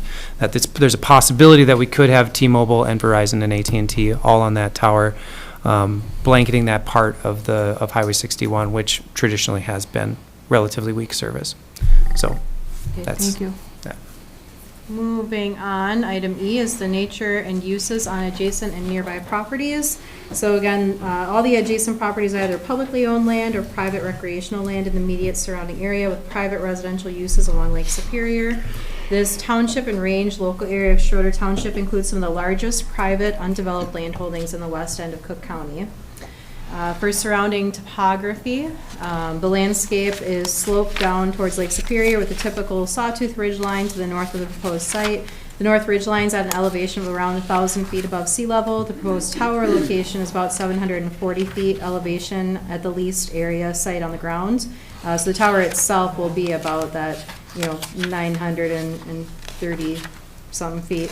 And then Lake Superior's ordinary high water level elevation is 601 feet. So just to give you some landscape, it's 200-foot tower on the landscape and how that's going to be perceived. Again, that spear hiking trail is kind of along that ridge line there. And then surrounding tree coverage and foliage. This is probably one discrepancy. The application suggested visibility would be limited due to evergreen trees, but it should be noted a lot of this forest type is deciduous trees with seasonal foliage. And so just kind of take that into consideration on site. And we didn't get site potential views from like the north, so like what this would look like from the hiking trail. We don't have any of that information. The design and siting the tower with particular reference to design characteristics and location affecting or eliminating visual obtrusiveness. I'm sorry, everyone. That one got me. Whew. Okay. I'm sorry. The proposed tower site is situated on a sparsely populated area with FAR1 zoning. However, the application materials have not adequately addressed the potential visual impact from the Spear Hiking Trail, which runs along the northern ridge line near the proposed location. According to the addendum, a dense mature evergreen along the tower and trail approximately 0.4 miles north along the distance of the High Ridge Drive are expected to limit visibility.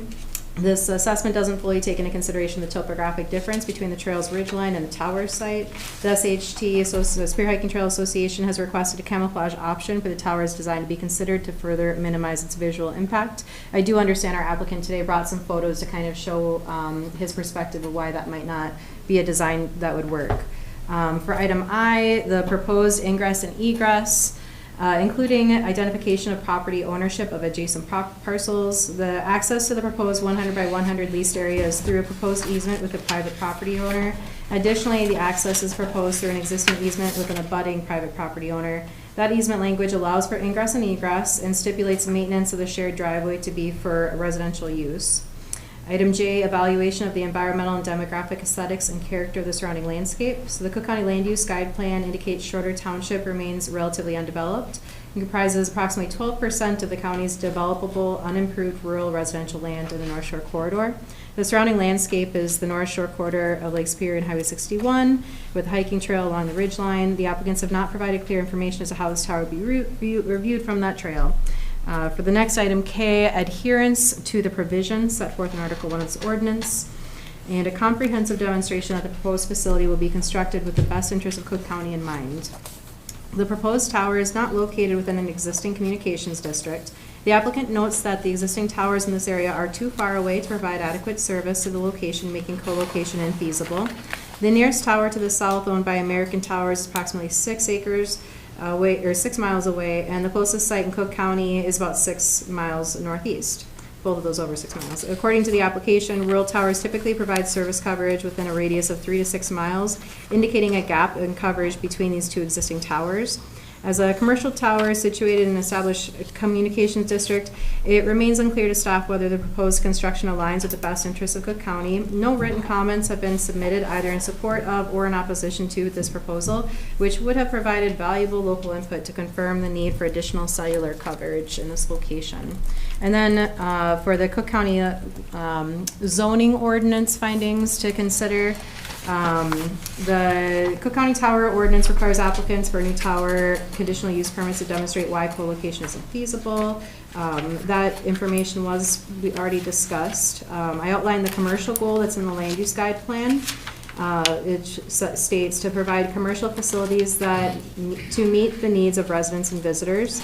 This includes policy number 38, which says to promote strengthening growth of the traditional commercial service centers of Schroeder, Tofty, Lutz, and Grand Marais, Hovland, Grand Portage, and Policy number 41, location-specific commercial uses such as radio towers must be cited on an individual basis with accompanying standards to protect adjacent land uses. Schroeder again with their sub-area plan. The future desired conditions for the area along Highway 61 from Tack Harbor to the county line includes the desired 2025 conditions to include businesses existing in 2016 remain and continue to prosper, and residential uses continue and growth occurs in such a manner that the scenic characteristics of the corridor are preserved, which is consistent with the county guide. The second conditional use finding for the use is compatible with the existing neighborhood. The proposed project area is on the Cook County-Lake County border. West of the parcel is Lake County with several publicly owned parcels managed by Lake County and the DNR. South of the proposed property is a parcel zoned single-family residential, and north and east are FAR1. The nearest homesteaded property is along Lake Superior, approximately 1,700 feet away, and visibility of the tower appears to be limited from Highway 61 and neighboring properties due to topography. The use will not impede normal and orderly development and improvement in the surrounding area of uses permitted by right of the zone district.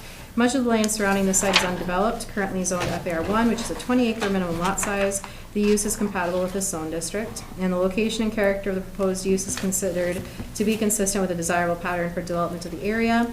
The proposed use of this parcel is compatible with the FAR1 zone district, the principal purpose of which is to provide for forest management, agricultural uses, and recreational activity in the less developed areas of the county. The value of the proposed services as defined in the tower's facilities request are, we can discuss that a little bit more, kind of medium priority potentially. One potential issue regarding the compatibility of this desirable pattern for development is the visual impact of the tower. The tower ordinance was created to manage and direct the proliferation of towers in Cook County. A new tower located outside the communications district is not specifically compatible with the scenic characteristics of the North Shore corridor of Lake Superior. Staff recommendations for consideration. The application has clarified that this tower is to fill a gap in cellular coverage. Staff note there has not been much public comment indicating that there is a current service coverage issue. The Planning Commission should consider the potential findings listed above and modify or amend or adopt as they determine appropriate after the public hearing for recommendation to the County Board of Commissioners. The following conditions could be considered. Number one, all local, state, and federal regulations must be adhered to. Number two, the driveway access complies with the Wetland Conservation Act and secures necessary grade fill permits through Cook County, a state SWIP, should the total soil disturbance exceed 1 acre. And the amount of the financial guarantee as set by the ordinance is 1.5 times the cost to remove the tower facility and restore the site. Our radio communications analyst estimated that would be about $39,000, so the financial guarantee shall be equal to at least $58,500 in the form of financial guarantee approved by the county attorney. And prior to the issuance of the land use permit, documentation provided demonstrating that the approved tower facility will conform to applicable state structural building standards and the electrical engineering standards. That's what I have for you, Madam Chair. Thank you. Mm-hmm. So, does anyone else wish to speak briefly? One person is the applicant, Madam Chair, and one person is a member from the public. If you want to Okay. organize who talks first. Okay, let's hear from the applicant first.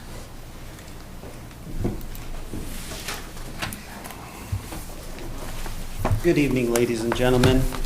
My name is Mike Bienick. I'm with a company called LCC Telecom Services. We are located at 10700 West Higgins Road, Suite 240 in Rosemont, Illinois. And we are the agent on behalf of Vertical Bridge and T-Mobile. And I'd also like to request that I have the opportunity to rebut any comments that are put forth so that Sure. I can clarify. For starters, I wanted to touch on a few things that Mr. DeCoux addressed, as well as the staff report. One of the big things that was stated is the fact that we are not within a district that allows for the cell towers, you know, based on the map. That's physically impossible for us to locate within those districts in order to provide the coverage that T-Mobile needs. The closest in the addendum that I provided, it shows on the third page that the nearest tower, existing towers are owned, are with, outside of the 10-foot radius. And as I mentioned in the application, in a rural situation, a cell tower typically covers about 3 to 6 miles.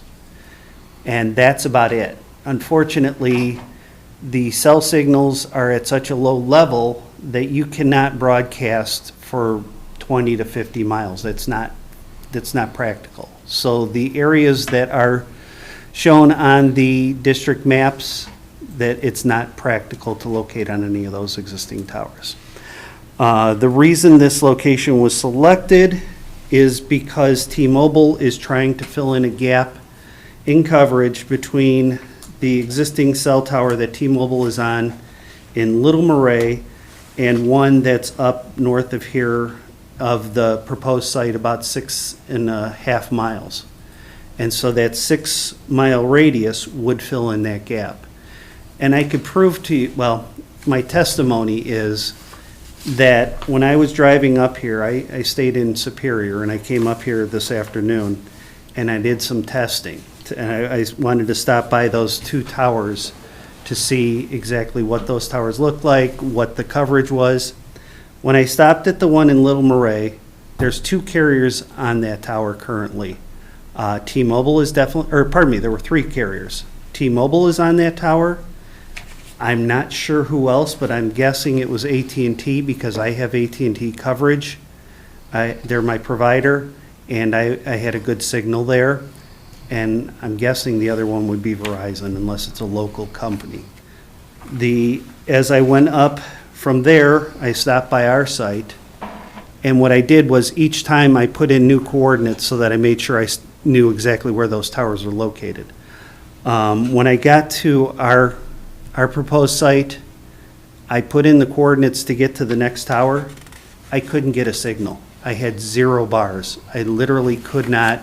I knew where that other tower was, so I was able to drive to the coverage, but I literally had no coverage. So it's plainly evident that there is no coverage here. Addition to that, the propagation maps that we provided in the packet and the addendum show what the existing coverage for T-Mobile is. And if you look at it, do you have all the propagation maps in the slide deck by chance? Not in the actual, no, not in that. Okay. I kind of thought that was a lot of extra noise for. It's very important though. No, if you look at your addendum, the first map that we have in there shows T-Mobile's existing coverage. The site is right about here. And if you want, I can walk up there to show everyone if you can't see. So the site is right in the middle. You can see the red and the dark, kind of the orange. Those are the areas that get good enough coverage. The yellow and the green are very poor coverage. So if you look here, there's really nothing. You flip to the next map, you can see very clearly that where my pencil is, which is where it was on the last one, is bright red and orange. So it literally fills in that gap between those 2 cell sites. The 2 towers that I had mentioned, American Tower to the south and SBA to the north. And as Ms. Maxwell showed, this is the site by itself. But that's not relevant, because what happens is these cell towers, they function on a grid pattern. And the reason that it was selected to be along the highway is because that's where it's most needed. And so back into the wilderness. Can I just ask a question? Yes, ma'am. Who's determined this need? Who's asked for it? T-Mobile. Okay.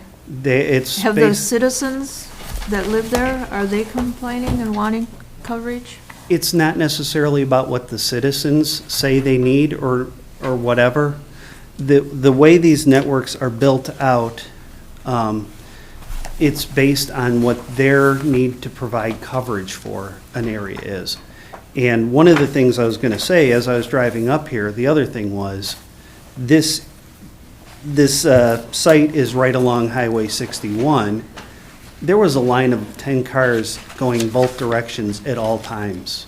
So there is a need not only for the residents in the area, but also that traffic that goes along the highway. It's critical. Madam Chair, Yes, as I have gone through that corridor a gazillion times on conference calls, I right. can attest that it drops in that area. I just tell people, I'm gonna drop for a few minutes, I'll get back on, when I get Right. closer to Lower Murray. Okay. Well, I'm not going to be here all night, so we got to bunch it up. No, I'm trying to. I want to address all Yeah. the questions, though. So there was the issue that came up about the deputy's statement. There is definitely a need for the coverage in the area. Understand that the FirstNet coverage for AT&T was something that he had mentioned as being important to the police. Well, you can't have FirstNet come to this area without a tower. And in looking at the two sites, AT&T is currently on both of those two sites. Without a tower here, Vertical Bridge has nothing to get someone else on that tower. So what happens is, once they build the tower, T-Mobile would put their equipment on it. However, right when it's built, Vertical Bridge sends out notice to all the various carriers within the industry and lets them know, hey, we've got a 195-foot tall tower. T-Mobile's at the top spot. The second spot is open. Would you be interested? Because Vertical Bridge, they're in the industry to make money off of getting carriers to co-locate on their towers. So they have what's called a master lease agreement with these other carriers that basically, if AT&T, Verizon, whomever want to go on that tower, they can. And it's a done deal. And the other thing is, it is important just to have coverage in that area, even if it is T-Mobile, if AT&T doesn't go on it, because it is a big safety issue. Because what happens is, and I've run into this myself in a personal experience, someone had an accident, and what happens is, when you place a call in an area where there's no coverage, it will bounce to another tower. And if it does, what happens is, they can no longer triangulate where that location is. So what has to happen is, then they have to search a huge area to find that person if they don't have exact address to give. So it's a very significant health and safety issue. Okay. I think we're here to determine whether there's a need for a conditional use permit. I have And, a question when I get a chance. yes, ask the question. Should I ask it now? Yeah. If this tower was located in another area, would it accomplish the same thing plus more? What do you mean by another Higher area? elevations? No, it wouldn't necessarily Wouldn't cover. accomplish the same thing? No, it wouldn't, because what would happen is, as you get down to the lower levels, your signal would shoot out over that lower level. And so it wouldn't cover the highway that well. It would just cover more back in the backwoods more than it would the highway. Okay. I think you're blowing smoke up my ass. I'd just suggest if you wanted to limit his time, that would be, but we also have another member of the public that wanted to speak. We should Right, continue to right. follow our procedures. Right. I'm not hearing the public asking for this, or I'm not hearing, there was no comment from the neighbors. We've lived a long time without these towers, so. I fully understand that. And I get the fact you're selling towers, and you're a business, and I've been here before when that's been going on, so I think the citizens of this community need to decide whether we need more towers, so. Understood, but there are federal regulations that pretty much state that if we can provide evidence showing that there is a need, the local jurisdictions cannot provide regulations that preclude the carriers from providing coverage. Okay. So that's a part of the equation as And well. Eva, you had your hand up. I just want to go back to a procedural question, Madam Chair. So we had our staff analysis. The applicant was able to address some of those concerns. There might still be more to discuss. But typically then we would turn it open to the open public hearing portion. Right. And we do have one member in the audience, I believe, that would like to speak for this before you guys begin your deliberations and make any conclusions. Right, right. But I don't know if you're done yet, or if you're. No, I've got quite a bit more, but, Yeah. I mean, I don't know if you want to hear from the public first. I'll hear from, I just thought I'd come up here and sit. and would you like to Yeah, but address, are you a resident in that? Name Name and address, please. So my name, Doug Kamak, I live at 1410 Sheffer in St. Paul, but we own that land that sort of goes on the north and east side, and who has the easement that through there. And so I have a lot of notes, but we're getting late, so I'll try to go quick. And just for, I was there most of the day yesterday on my property, and most of the morning. And I was getting mainly 2 bars of LTE, and I'm on T-Mobile. And I haven't had a problem. So that's just, I just wanted to put that in the record because I saw it was in the note. So I would say that like any visual, we will be impacted most by any visual display because we're right there. We don't have a structure on there. We have a timber frame. It's under 160 square feet, so I think we're good. Took it from North House. So any way that this tower could be lowered and less in camouflage and lessen the visual impact, we would welcome. So when I looked at the propagation maps, and I know there's more of those, I found it really curious, and you may have more information on this, but the other 2 towers are 100 feet essentially and 60 feet essentially. And when I look at the areas they cover the same area. Those are meters. That's meters. So if you multiply times 3, it's 180 or. Okay. So, yeah, so my bad. And then I'm really concerned about that lacking of photo from the Superior Hiking Trail. And if you want to talk about the trees on the property there, I can spend more time than we have talking about it, but I think Neva showed it really well. What our real concern here is the easement. And we bought the land a few years ago, and there's an existing driveway easement through our property onto that property. We knew it was there, we welcomed it. And Neva said, I think the conversation went that you spoke with a lawyer and said it seemed like that would work. I have a buddy who's a lawyer, he looked at the easement, and this is gonna sound crazy, but 2 lawyers can look at the same document and come to different conclusions. It's weird. But he said that easement is intended for residential use. And it's mentioned in the maintenance section there, but not for commercial. This is clearly a commercial purpose. And the reason it matters to us is that there's maintenance language in there. And so the documents say once a month a van will go in there, and but if there's 4 carriers on there at some point in the future, that's once a week. And now maintenance includes snow plowing, and now somehow we're on the hook for this. So that's why it really, really matters to us. So the easement would need to be clarified. Yes, I would. And yours is that little piece at the corner? Ours is just that little chunk. Which goes up? Yes, and nobody's talked to us. I come by, there's flagging on my land, nobody's picked up the phone and called me, which I don't know if they have to do it legally, kind of bugs me. So I will conclude with this.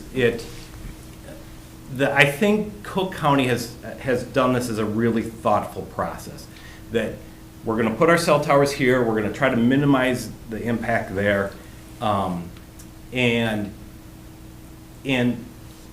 if that doesn't work, we're going to do this process. And it seems like and you set this bar. We're gonna issue this conditional use permit, we're gonna set the bar. It doesn't seem like they've hit the bar. Nobody's asked for it. They didn't provide some of the photos. I think there was a phrase, and you can check me on this, but I thought it said, did not prove this, but showed it with the propagation maps. Am I misremembering that? I tried to look it up quick. Yeah, I'll just direct, I answer to the chair when we're in Oh. these instances, so. Yeah, so I think, anyways, I didn't do that. So I think I read that, but I couldn't find it here on, when I came through. Okay. Anyway, so it doesn't seem like they hit the bars, so I don't think they can Okay. get their help. All right, thank you. Appreciate it. And Neva? I think that language came from the radio tower communications analysis, that there was something lacking in the propagation maps. I don't remember it right off the top of my head. Jay, do you? I think that was on the initial ones, Neva, before we resubmitted, because they were, the problem with the original ones, and I talked to T-Mobile to make sure they did better, they were all kind of that magenta color. So they didn't show a differentiation as to what Yep. what the levels of coverage were. And if I may, Sure. those propagation maps are the legal binding document that proves whether or not coverage is needed in that area. So Okay. that's what they provided, as well as a narrative that was required in the ordinance. We did provide every document, and the county, I have to say, is one of the most thorough counties that I've ever come across. And I've been doing this for 25 years. There were 19 different, I think there were like 19 different items that we had to provide, and we did provide every one of them. So I All right. believe we've met Okay. the requirements. Thank you. I'm going to open it up to the board. And if they have questions, they can ask. Absolutely. Mike? My concern is that if there'll be other people looking to build more towers to accomplish what this could be accomplished if it was just relocated. Okay. And Brad, do you have? Yeah, a number of things. You know, the guy who was the IT guy, right? I'm going to limit you too. Yeah, you probably should. The visibility comments about the antenna, you know, there's comments about from the North Shore Trail, but I don't think that we've subjected the rest of the towers to looking at, is it visible from some of our hiking trails? So problematic as to whether or not that's an issue, but people will enjoy having the additional coverage. Secondly, the tower's going to top out at about 700 feet below the horizon. So the backdrop behind the tower is the hill. So you've got obscuration that occurs naturally just by its blending into the trees and the sticks behind it going up the hill behind the tower. Not that it won't be visible, it's just not going to be obtrusive, in my opinion. And then there are distinct coverage gaps there. That's a fact. I mean, I can look at the propagation maps and it is what it is. And that the idea that we're providing coverage, you know, for us goes, we also have a very robust tourist industry here. Yeah. And making sure that they have coverage as they come through the area is an enlightened self-interest as well as with that of the citizens. Now, most of the citizens in this county figure out which one works best. Right. Like up where I'm at, people use Verizon because we get something there. I have an AT&T backbone. I don't get anything at my house, but my wife does. If you She look gets at Verizon. Cook County, there's going to be a lot of gaps. That certainly is. And if we're going to fill every single gap, we're going to have towers everywhere because there are a lot of hills and mountains and I a whole have boundary certainly, waters that certainly doesn't have a considered tower. that, and that's one of the things that I brought up in a previous discussion when we started talking about backup and recovery when the fiber network got taken up by the big yellow cable finder. So and suddenly all of our emergency services communications was down for a day, and we're listening to the radio that we don't have a memorandum of understanding with to get emergency backup to. Nobody's examined their emergency backup procedure, so there's a couple of different places where I'm concerned about coverage gaps, shadows, and other things. But today, we're dealing with this particular Right. request. This particular request is identifying a coverage gap. Okay. How about you, Charlie? I just dovetail onto that. I think, yes, there's a lot of coverage gaps throughout Cook County. I think addressing ones on Highway 61 are legitimate to address. I've got a question for Jay, and I don't remember the name of it, but the booster for the 800 system that we looked at putting in Colville to address some of the 800 gaps along the highway, and I haven't used my 800 in that section of highway. Is there any gaps in 800 there? And is that potentially Down here? in this area that we're talking along the county border? No, there is no armor 800 megahertz gaps in No that gaps. area, largely because the Cook County system and the Lake County system cooperatively work. So we're picking So up from the- so- Palisade Head off of that. What was that? Never mind. So there's a tower right over the border in Lake County Yeah. that sends the 800 megahertz signal that doubles back over. I was just down in Tofte, Schroeder, today, doing testing with different radios down in that area, and I was bouncing back and forth between Lake County and Cook County the entire time. So they work really well cooperatively. They work Which good is there. kind of what he's saying about the grid for T-Mobile Right. towers or any cellular towers. They have to have a certain level of overlap in order to actually function. Okay. And Paul? I'm inclined to fill in the gaps on 61 as well. I think it's a rural county, it's a big county, we're gonna have coverage gaps as we go inland, but having that coverage along the highway, I think from a safety perspective, is important. And it's the way we get AT&T on that tower, but as a T-Mobile user, yeah, I drop in that spot for sure, so. And Jeff? I would agree as a T-Mobile, that's a dead spot for me, and I think, I agree with everybody. The 61 corridor is really what we should concentrate on. Granted, you know, if you're up at Pancor Lake or someplace like that, you don't get cell phone service. You've that's accepted because your fate. You're remote, yeah, yeah. Okay. And Yeah, Madam Chair, just, and Commissioners, just one thing to point out that like Brad and Charlie did mention in their comments about this is that the ordinance, the ordinance comes up a little short when it's talking about filling in gaps, because it was never the intention of the ordinance to prevent that. It was the intention of the ordinance to cover as much as possible with as little infrastructure as possible, thus the tower districts and things like that.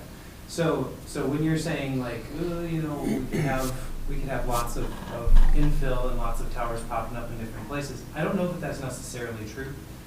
But that also is, this opens up the possibility of that type of language being used.